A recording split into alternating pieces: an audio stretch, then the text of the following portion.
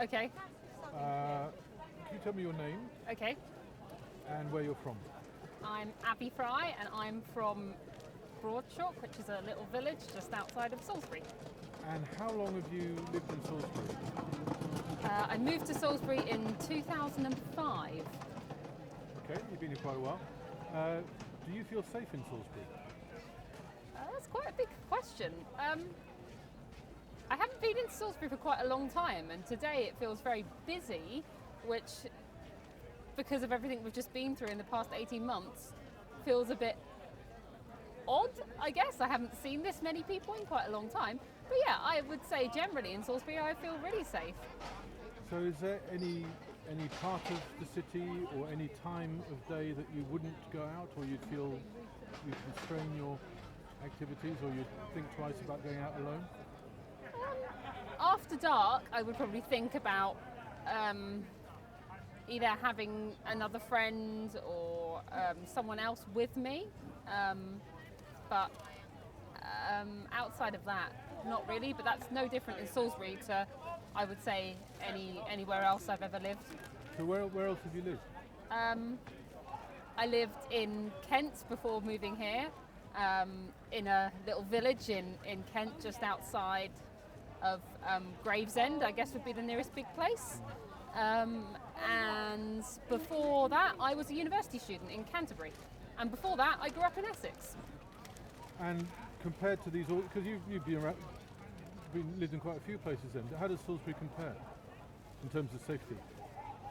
So I always think that Salisbury is a bit like living in Canterbury. It's a lovely ancient cathedral city.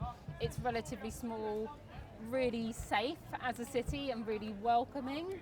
The only thing I would say it doesn't compare on is Canterbury has 3 universities, whereas Salisbury kind of has one, maybe. I think that maybe Salisbury could be livened up a bit with a bit more young blood. Well, yeah, that is certainly a big difference. So, I mean, one of the things I'm finding interesting about this is it's a very open question: do you feel safe? And so the answer, because I'm not giving you any context, reflects your own preoccupations. And most people, like you, respond in terms of safety from random personal attacks, basically. Yeah. But of course, there's lots of other ways of being unsafe. You know, traffic, not wearing a COVID mask. I don't know. Scaffolding falling on your head. So thinking of that in a broader context, do you think Salisbury is relatively safe or not? Not just talking about stranger danger.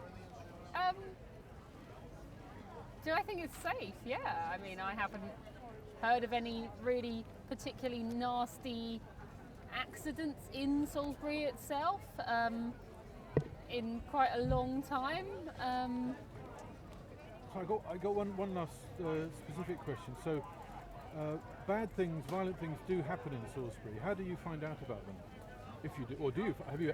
The first question. Well, I would say the local media would probably be how I find out about it. So the Salisbury Journal or local Facebook pages that I'm a member of, or just generally when things happen, people do share a lot about. In the wake of the Sarah Everard thing, there was a lot of stuff going around the internet about women being safe and things like that. So I think when something happens, people do respond to it in certain ways. So I think it would be unlikely. I mean, I think actually a few years ago when we lived in Salisbury, there was actually someone who was stabbed not very far from where we lived, just off the Downton Road. But I think it was all to do with county lines. So, I mean, it's not nice that something like that goes on your doorstep, but also at the same time, we're not drugs runners. So, is it likely to affect us? Probably not. Well, this is kind of what I'm trying to get at. If you compare your own lived experience to what you read in the journal, is there a discrepancy in terms of safety? Yeah, I mean, I've lived in Salisbury or around the Salisbury area for the last coming up on 7 years now, and I've never had any problems at all. with safety. Yeah, never. You read about it every week in the journal. Yeah, I do read about it every week in the journal. But I also read about, planning permissions, road problems, and yeah, I mean, unfortunately, local newspapers survive on doom and gloom. I suppose that's what I'm trying to get at, is maybe the biggest cause of people feeling unsafe is the Salisbury Journal. I mean, it's a fair point. I always used to avidly listen to Spire FM as well. When I first moved here, it really, told me a lot of things that were going on in the town, and I really liked the local news aspect. And I always thought that they struck quite a good balance between telling you what was going on, but also, some of the fun, interesting, quirky local things. And I guess it would be nicer if there was a bit more reporting on some of those, positive, interesting, lovely things that are going on in the town, not just the... And you feel that's lacking in the journal now, do you? Yeah, I mean, I don't physically read hard copy.